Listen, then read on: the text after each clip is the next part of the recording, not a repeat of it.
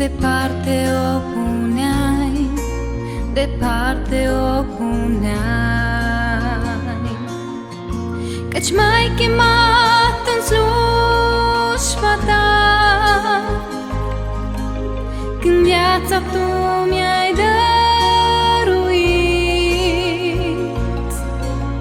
neștiind atunci talentul ar folosi spre slava ta să fii proslăvit.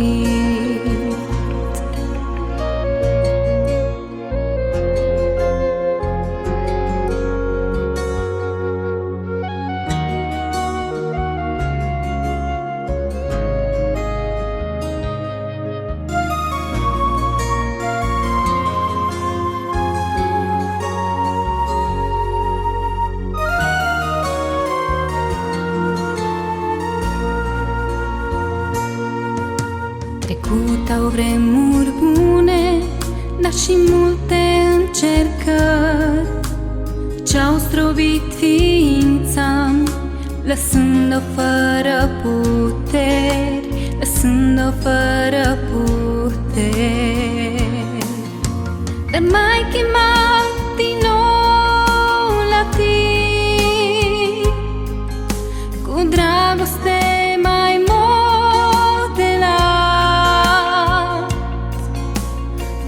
prin jertfa sfântă viață am primit. Prin har, Doamne, eu am fost salvat.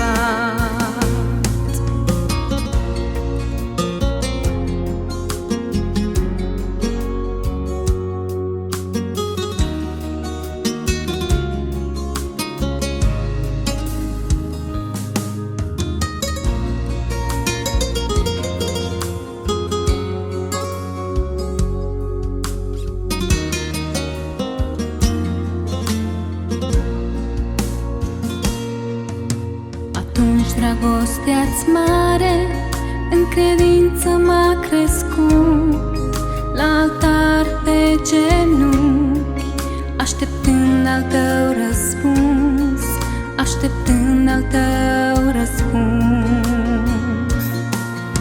Tu mă conduci mereu pe drum, când la răscruci eu mă găsesc. Prin Duhul tău sfânt, călăuză mereu ești, de aceea eu îți cânt și să te slujesc doresc.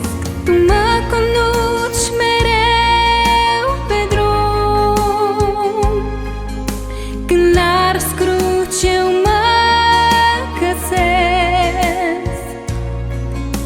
Prin Duhul tău sfânt, călăuză mereu ești, de aceea eu îți cânt și să te slujesc doresc.